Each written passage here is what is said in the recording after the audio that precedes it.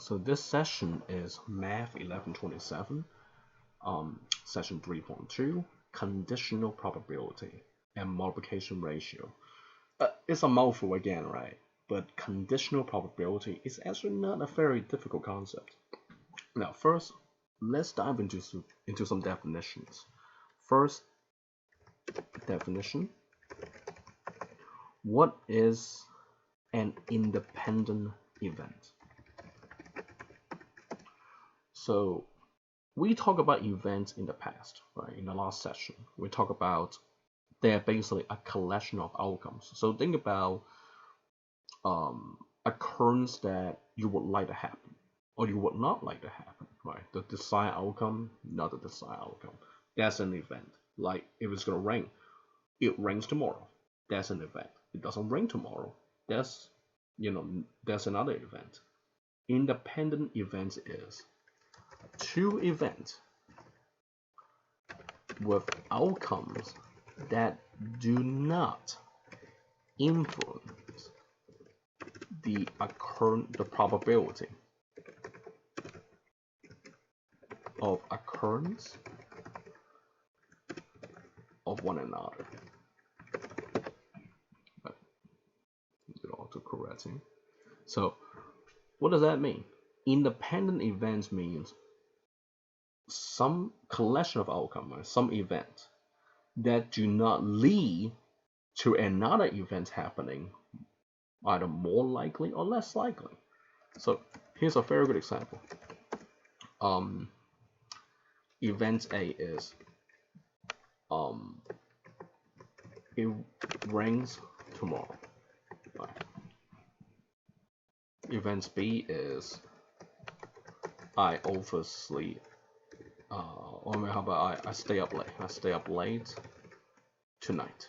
How about it?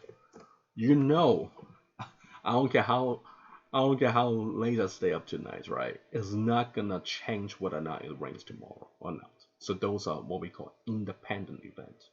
So of course, example of dependent event will be the opposite, right? So will be A equal to say, let's just say that I'm stay up tonight, right? And then B will be I wake up late tomorrow morning. Of course, that it's directly correlated one another, right? They directly influence the other. So now let's look at some examples for the homework. So for this first one here, let's say list an example two events that are independent. So looking at those guys, right? First, selecting a queen from a standard deck, not replacing it, and then select a queen from the deck. So the game is this, right? You take a queen. So those who don't play poker, you just gotta kind of bear with me a little bit. So you have a 52 card poker, right? You look at the poker cards. You take a queen from this deck. Keep it, not replacing it means you keep it. Now, what are the chances you will pick another queen from the deck? Now, those who play poker know the answer right away. If somebody already draw a queen, if you already draw a queen, it's a lot less likely to draw a queen after that because you only have 4 queens in the deck. You already took one. At first, it was 4 out of 52. Now it's 3 out of 52. So they cannot be independent. Independent means your first event should not in any way influence the probability of the second one. So this one will definitely influence it, right? You pick a queen, of course it will, influence the second one. Now, if you pick a queen, then you put the queen back in the deck, meaning you're replacing it. You put it back. You take another queen and put it in the deck, right? Then they will be independent. Right, so the first one cannot be the answer. B, not putting money in a parking meter and get a parking ticket. Of course, they have to be dependent, right? You don't put money in a parking ticket, in a parking meter, you're more likely to get a ticket. A father have hazel eyes and a daughter have hazel eyes. Of course, they have to be dependent because eyes are genetic, right? My daughter have the same eye color as I do. Rolling a die twice. This one is independent. Why is it independent? Because I don't care how many times you roll a die, right? Your first roll and the second roll and the third roll, it doesn't matter how it would not influence one another. You roll the die the third time is not. Let's say you get a. Let's say you roll a die, you get two. Doesn't make it more likely to get two the next roll, right? In a fair die, now if you're cheating, that's a different story, right? So, um, this is actually pretty interesting in the stock market. A lot of people they think because the stock goes up the last 15 days it must go up again. That's actually not true, right? Might be true the last 4 years, but but it's that hasn't been true in general. Right? That's how you lose money. Now, what about dependent events? Look at this. You are tossing a coin, get ahead, then roll a six-sided die and obtain six. Are they dependent? Well, here's the thing. Tossing a coin and rolling a die are completely independent. They don't have anything to do with one another, right? It's not the same experiment. So, no. B.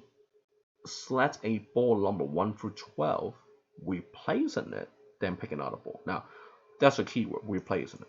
Replacing it means you are picking a ball and then you put that same ball with the same number back in that bin. So that's different than the situation here. Right? Not replacing it. Right? So if you're replacing it, it's always going to be independent because you start afresh every single time. You reset every time. C. Draw one card from a deck, not replacing it, then another card. Now that's a different story. This guy is dependent. Why? Because you are not replacing it. You pick a card, just like when you play poker regularly. You pick a card, you know, for whatever game you're going to play, maybe Texas Hold'em or playing blackjack, you have a card, you keep it. That influences the probability for the next card. So therefore, this is dependent. Right? And rolling a die twice is independent when we talk about it. So that's basically for independent. It's not very difficult. The problem is conditional probability. So what is conditional probability? I think it's easier if I just talk about it in terms of a formula. Conditional probability is simply, let me draw a formula here. So the probability of A occurring, I can't spell, occurring given that B is already true. So probability of one event is true given that another has already happened equals to. So let me do an equation equals. It turns out is the probability of A and B, meaning those two happening at the same time, right? A and B over the probability of just B. Right? Now the formula is a little bit crazy, and I'll explain a little bit better, right? But now you can just kind of think about conceptually. So looking at this table here for 3.2.7. The table below shows the number of female and male students, right, in this nursing program. So we have this cross table here has nursing majors, male 93, non-nursing right here, that's what order, female, right? They want to know what is the probability that a randomly selected student is male given the student is a nursing major. So let me put this down. We want to know the probability of, and maybe let me introduce you to a new notation. This P. This is over easy. Just a P of something. So P of, so probability. Right, I'll type in the next line. Probability of student of being a male student of male. If you just go and randomly pick a student, given that person is a nursing major. So in other words, that male, and here's how we say it, like this: probability of male given nursing.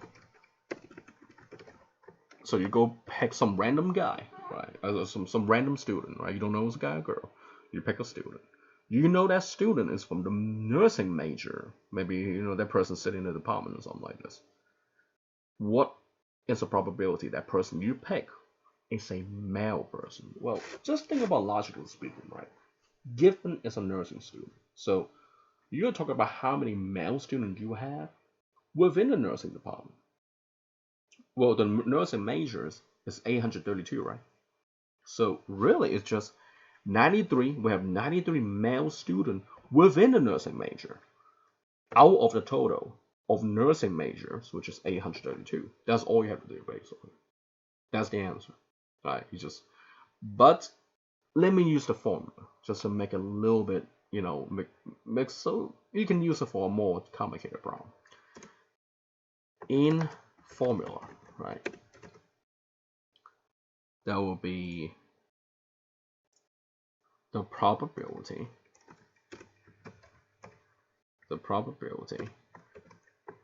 of male nursing student, right? Male and nursing major. How about this? That's the numerator, the probability of A and B, right? So you have to be a male student and a nursing major. The bottom will be the probability of just a nursing major. So in our case would be equal to male and nursing major would be 93, right? Divided by 832, right? And let me just go and put this in the calculator. So 93 divided by 832, 0.11, how many decimals there? 3. So 0.112. 0.112, just like that. And that's pretty much it. So let me go down here. 0.112. Very nice. All right. Now the next one, you can actually do it a little bit faster. So this time is find the probability that a random student is a nursing major given is a male. So it's the other way around. So the game will be this: probability that is a nursing major given is a male. Right. So it's the other way around. How many nursing student is a male? Right. So let me just copy this right here.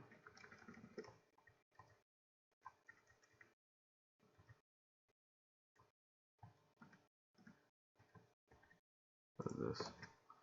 So it will be male and nursing majors, right?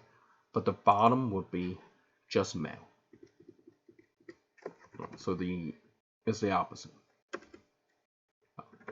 So still, we have 93 male nursing students. But how many male students do we have altogether? It'd be 1235. 1235. Just like equals. So now you can use a calculator again. 93 divided by 1235. 0.075. So let's say 0.075. Done. So now let's look at this one here. Classify the two events as independent or dependent. Winning $100 on your first trip, winning $100 on your second trip. Now this one's a bit tricky, right? Because winning a certain amount of money on your first trip to the casino, does it have to do with your second trip to the casino? Now, some people might say yes, because you have a little bit more experience right now, right? Just like in stock and all that. But we are talking about strictly probability-wise. Probability-wise for casino, the odds doesn't change just because you have more experience. You can lose, every dollar you have, just as likely, um, the first time you go or the 100 times you go, right? Because the art of the game doesn't change. You're more experienced, but we are just talking about probability, right? Just the theory. So the two events are independent because the occurrence of one does not affect the other. It's a little bit tricky. Determine whether this is independent. A person going to debt, that's E. Same person having a credit card. Well, these two probably have to do one another, right? I mean, you can probably go into empirical evidence and they are dependent because having a credit card can affect the probability of going to debt. So some people might debate against that, but I think the logical thing is that, right? Is that credit card and debt is a bankruptcy is and that's just is because it's a form of debt. Randomly selected person accidentally killing a spider. A randomly selected person accidentally swallowing a spider. Do you believe someone who, if I go kill a spider right now, is it more likely for my daughter to eat a spider? I don't think so. I don't think, these are independent events. So, uh, now, I don't think these reasons, so C and D are both saying is independent, right? I disagree with D's reasoning because it says E cannot affect F because person killing a spider can never occur. That is actually not true. I can accidentally kill a spider or eat a spider. I've never done that, but it's possible. Consumer demand for synthetic diamond. The amount of research funding for synthetic diamond. I mean, you know how it goes with research and all. Research is directly correlated to consumer demand, just like everything else in a free market, right? So consumer demand for the diamond could affect the amount of research funding. So they are absolutely dependent. So again, it's not difficult. It just you have to read over, right, and understand, right? Driving 30 miles per hour over the speed limit, getting a speed ticket. I mean, I mean, those those days are long gone for me. But yeah, I drove 30 miles over the speed limit before, and yes, I got a speed. Well, I got a. They're gonna put me in jail that day, but that's a different story. But this is absolutely dependent. You're driving too fast, so it's dependent because occurrence of one affects the other. Very good. Now let's see. Researchers show that people with depression are 7 times more likely to have a breath-related sleep disorder. So identify the two events, right? Um, are they independent or dependent? So let's see. Having a breath. So let's say you have two events, right? First is breathing related sleep disorder and depression. So what they show, of course, is that having a breathing related sleep disorder. No, that's not. This is not having it. That's not true. They talk about depression. So depression and breath and breathing related sleep disorder. Those are the two different events. Are they independent or dependent? Let's see what researchers say. They say 7 times more likely. If it's 7 times more likely for people with the sleep disorder, they have to be dependent because one affects the other. So let's say 2 cards are selected at random from a 52 playing card, right? Now, if you are not well versed with poker, you might just want to like Google it just to see what the 52 cards are. We're gonna be using it, quite often for this chapter, unfortunately. But once we finish this chapter, we're not going to talk about pokers anymore. So those who like to play poker game, you have an advantage over here now. The first is replaced before the second is selected. Find the probability of getting a spade, then a queen. So let's just kind of double check here. So 3.2.19. Now the question is the probability of. So we are picking 2 cards. All right, we're picking 2 cards. with replacement, meaning the odds or the probability is reset each time. Right? So you draw a card, you look at it, and you put it right back into the pile. So now the first card is replaced. So find the probability of picking a spade and then a queen. That's the probability. So think about this, right? You have two events with two different probabilities. So let me do a fraction thing, and that can probably help us. So we have, I like to go ahead and make the fractions right away. Doesn't make it a little bit easier. Right. And I know I gotta multiply in the middle. Right? So you have to multiply those two fractions in the end. So logically speaking, right? Think about this, right? The first draw, the first card is a spade. How many spades do you have in a deck of playing cards? You have 13. Right? You have four. You have four suites, and each one is 13. It's 13 times 4 to get to that, right? And again, if you are not well versed, you probably need to go check out what a poker, what do they look like, and go on YouTube or something. So that's 13 spades, right? Out of the total, which is 52. That's the first card.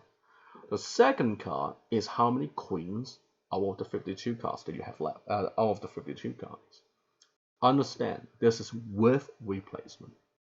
So you draw that card, you get a spade, you put it back. So you're back to 52.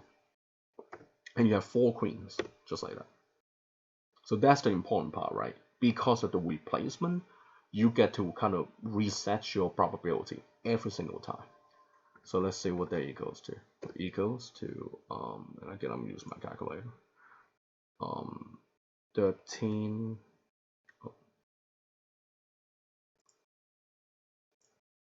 Be 13 times 4, right? That's 52. 52 times 52 is 2704. So 52 over 2704. And that's equal. Let me use this. So 0.019. Like that. So that should be good now. So 0.019. So let's look at this one. A coin is tossed and a 6-side die, number 1 through 6 is rolled. Find the probability of tossing a head, then a number greater than 5. So this is a completely different problem than the poker games, right? So first, I want to talk about the sample space for this problem. It's always helpful if you talk about sample space first, because you have two different things going on right now. You have to find the probability, right? So you have first probability of tossing the head, right, in a coin toss, and then roll a number greater than 5, like this. So for the first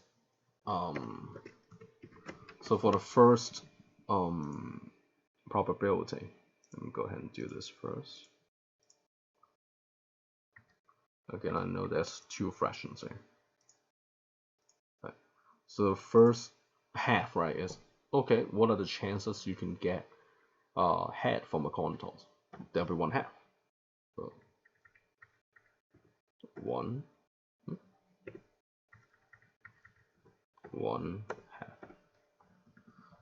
Now you know tossing a coin toss has nothing to do with rolling the die.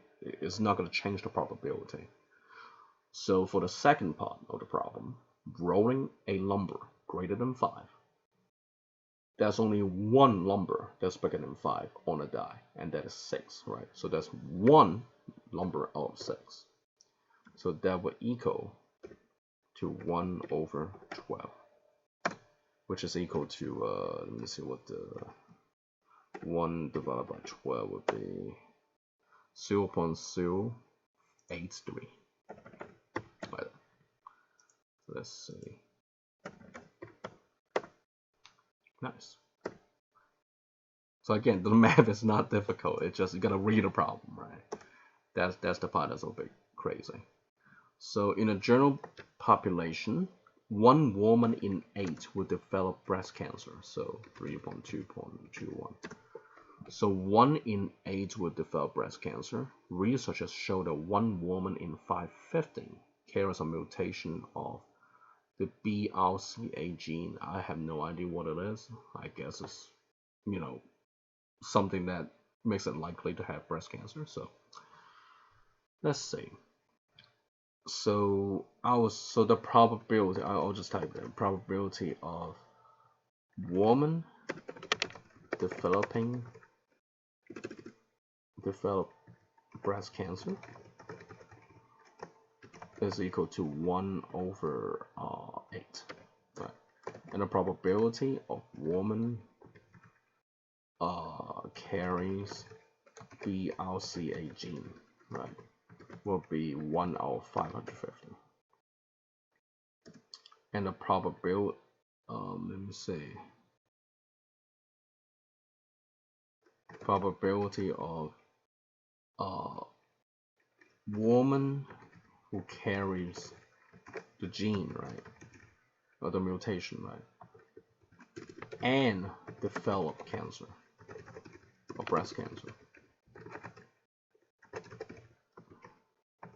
is 9/10. So that's a very bad thing. Let me say, found the probability that a randomly selected woman would develop breast cancer given that she has mutation of this gene. So this is the conditional probability that we talked about before. So the question is probability of, if you have this BRCA gene, right? If you already have the mutation, right? What are the chances you will develop a breast cancer? So breast cancer, given that you have this mutation, like this. This is a conditional probability. So the way to do it is, again, right? Let me do the equation thing. So this is the probability of breast cancer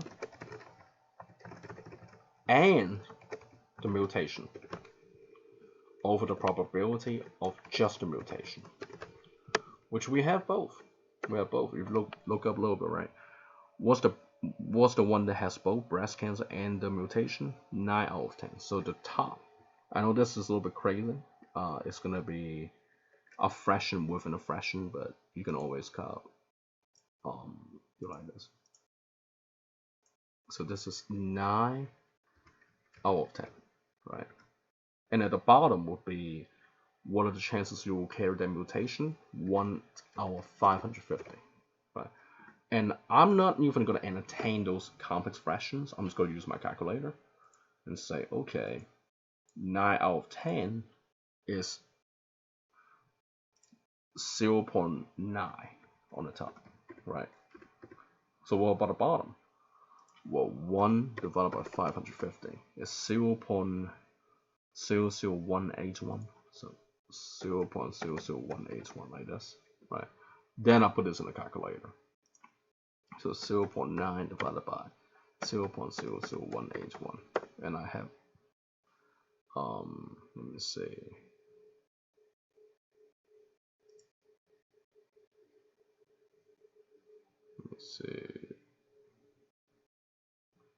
different, oh crap, my bad. I think I got the other way around. Hold on. Let me see. Let me just get the answer real fast, just so that's easy.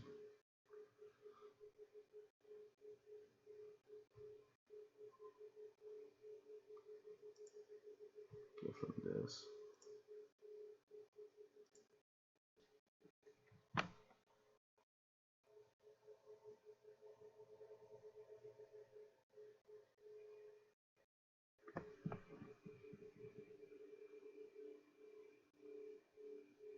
You know, they changed the numbers here. Hold on a second.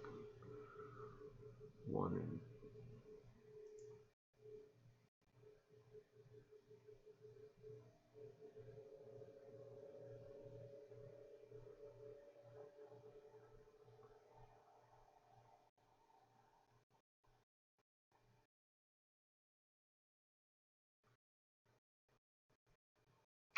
You know what? I am having some trouble with this right here. Let's see this real fast. I might be misunderstanding some of the question. My fault. Let me look at this right now. So for this here, right, they have B and A.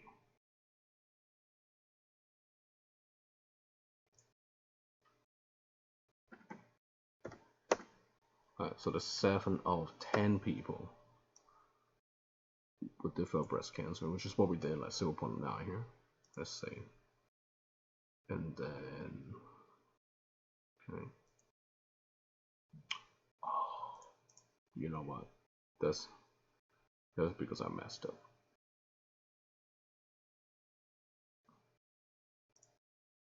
Now I know what's going on. So, here's the deal. Because I got the order the other way around. So,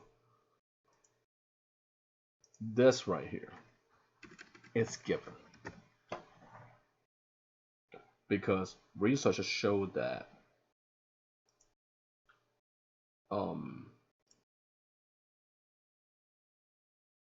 so let me change the numbers here just to match up with this guy here. So woman who developed breast cancer, 1 out of 10. So let me change it to 10.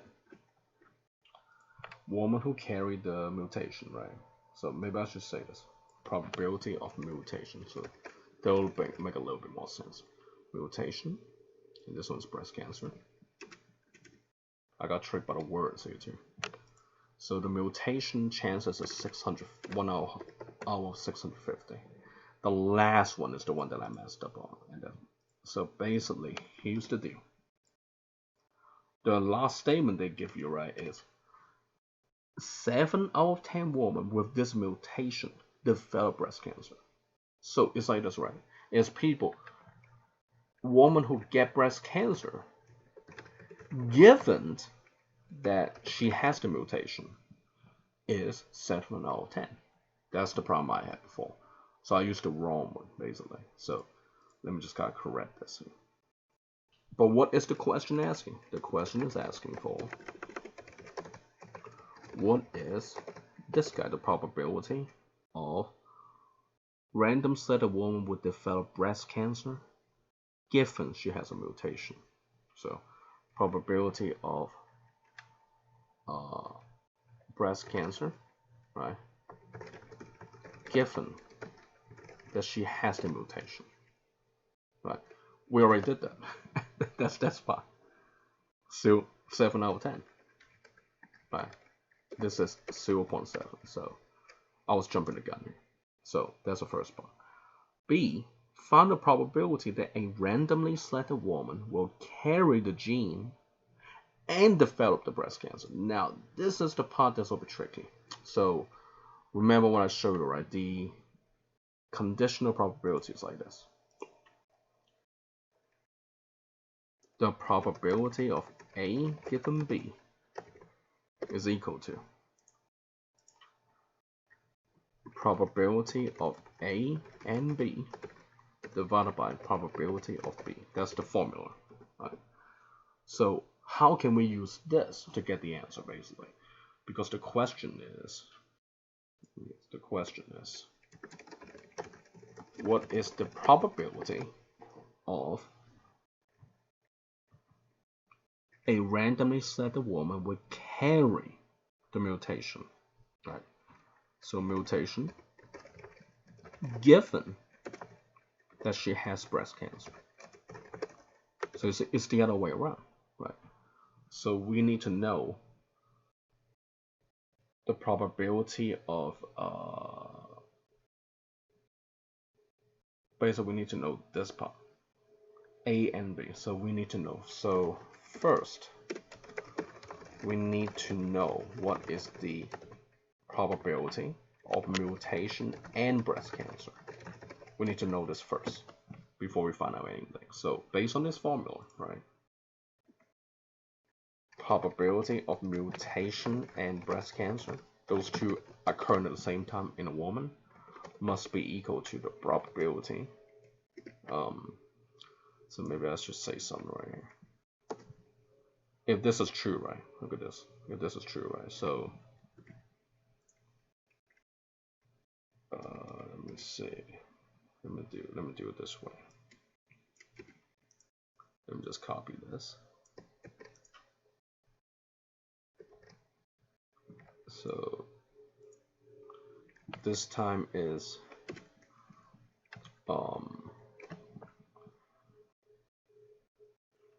breast cancer given mutation, breast cancer and mutation, and the probability of mutation, like this. Right. So all I did is I replace the words on this formula to make it to suit into something that I'm going to use, right? So now look at this. This, we are looking for this part, the numerators. So my question would be, can I fill out the blanks for these guys on the side? So probability of breast cancer given a mutation, well, we have 0.7, right? So that's 0.7. What's the probability of having a mutation? Is 1 out of 650, which is, let me use a calculator again, 1 divided by 650, which is 0.002, right? So 0.002, like that. So now, can we solve this? That's the question.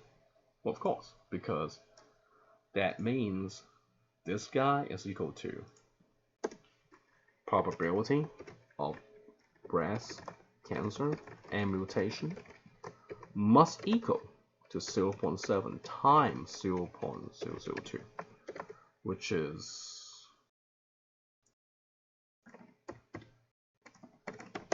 0.0014.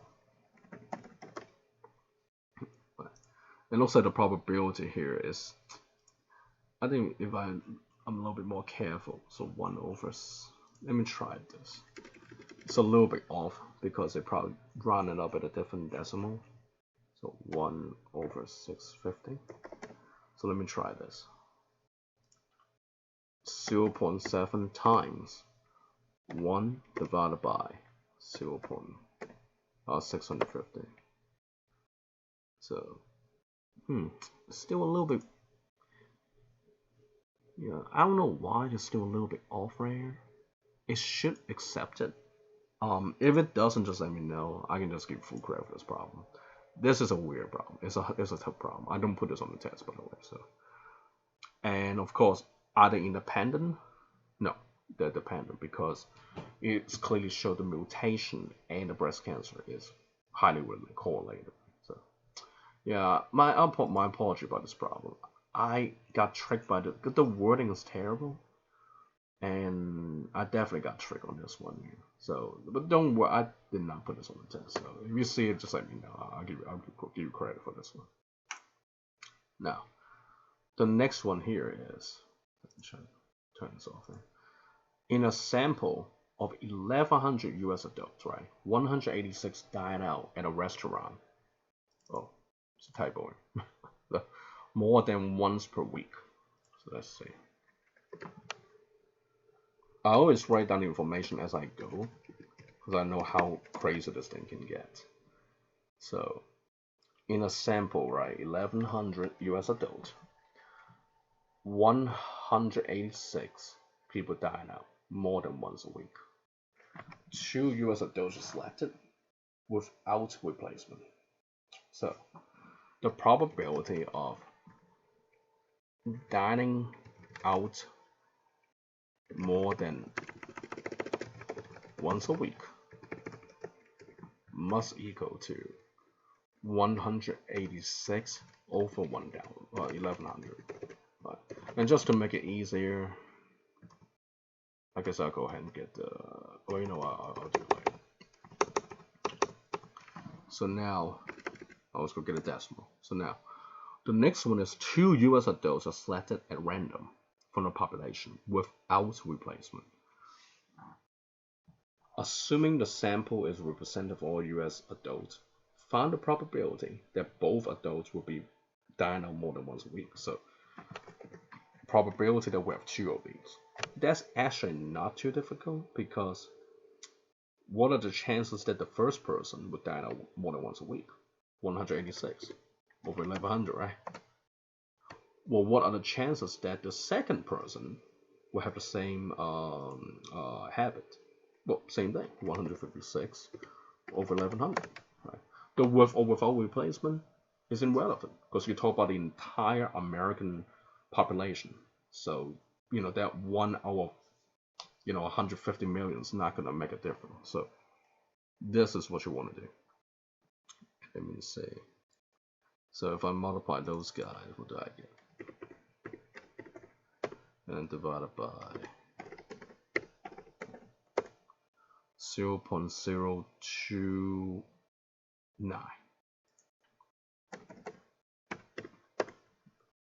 Like that.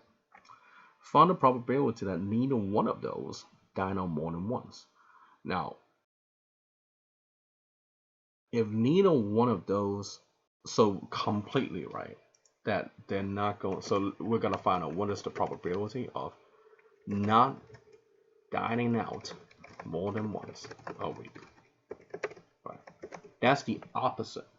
So 186 of those guys dine out more than once a week. So now we have to find the opposite, which is this. So we have 914 people. Like this. So that's the opposite of dying out more than once a week. So it's the same idea. You just go ahead and multiply and like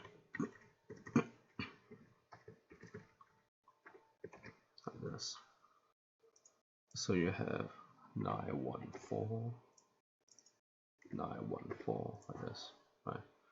So let's see, 914 times 914 divided by this. So 0.690. So let's try it. 0.69. There you go. It's a little bit tricky because you gotta read the words and all. Find a probability that at least one of those, at least one, will be dying out more than once a week. So at least one would be.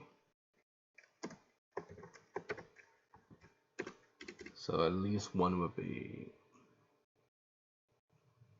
So let's say one of them dying out, right, and the other doesn't, right? So let's say.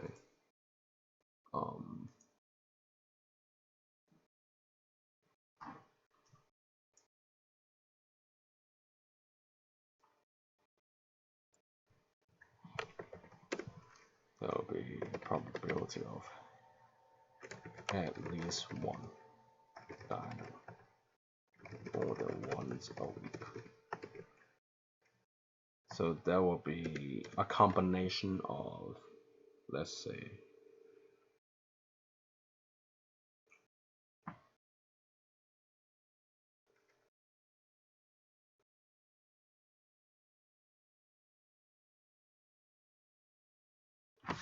so it's either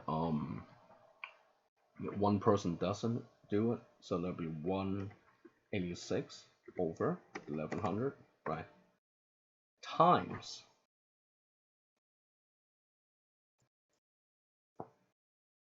this.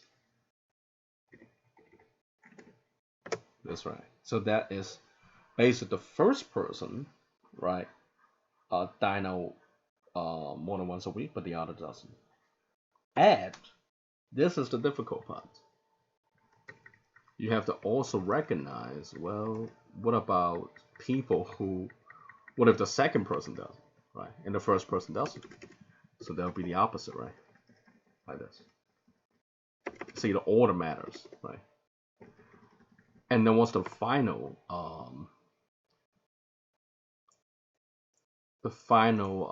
situation that you can have, right? Is what if they both dine out once a week? So that would be the answer. We have three different situations where the first one dine out once a week, then the second one dine out, then it was both. So now let's see. This one's gonna be a little bit tricky because we have to figure it out. We know the first one, we know the third one, the third fraction here, but we need to figure out what is this here. 186 divided by 1100 times 914 divided by 1100. So that's 0.140. So that will be equal to, like that, right? And then plus what's the answer for that? 0.029. Right. So that was the answer for that both of them go out, once a week, at least once a week. So like this, or more than once a week. So that's that. So if you add them up, what do you get? That's 0.28, 0.309. There you go. This one's hard. It's not gonna test, so just want to make sure. But now you know how to do it. And let's see. The next one is which of the events can be considered unusual? So unusual is always less than or equal to 0.05. That means a 5% chance. Like if I say 5% chance of something happening, that's usually unusual. Anything less than that, right? So that's just kind of the standard we use, right? So 5%. What the event in part C is unusual. Is it unusual? Not really. Part C is bigger than 5%. 30%, that's pretty high. What about part A? Well, now say part B is 69%, right? That's very usual. Part A is the only one that's unusual. Part A is unusual because it's less than 5%. Check. Done. So now the last problem here is, so let me draw this here. 3.2.32. A doctor gives a patient 90% chance of surviving. So probability of survival, right? Survival equals 0.9, 90% chance of surviving a bypass surgery after a heart attack. If the patient survives the surgery, then he has a 30% chance that the heart damage will heal. So the probability of healing, given that he survived the surgery,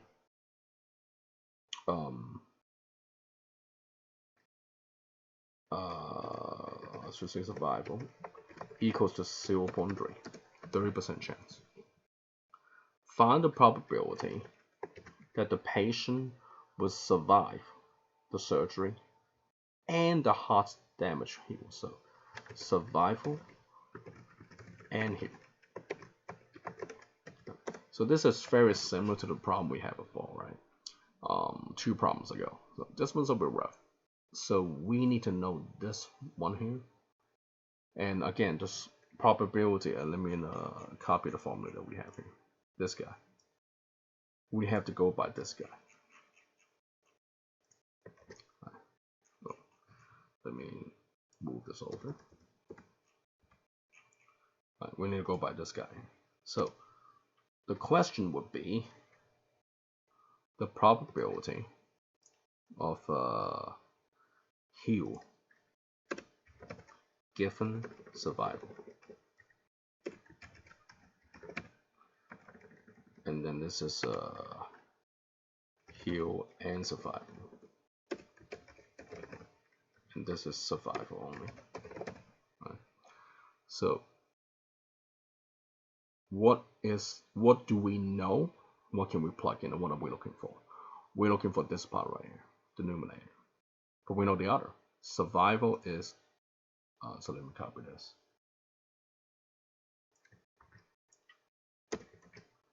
We know that the bottom here, right, the denominator is 0.9. And we know that the conditional probability, heal given survival, is 0.3. So let me go ahead and put 0.3 like that. So again, how do we find the answer? Multiply the 0.9 to the other side. So P, the probability of heal and survival, right, equals to 0.3 times 0.9, which is equal to 0.27. That should be. Yeah.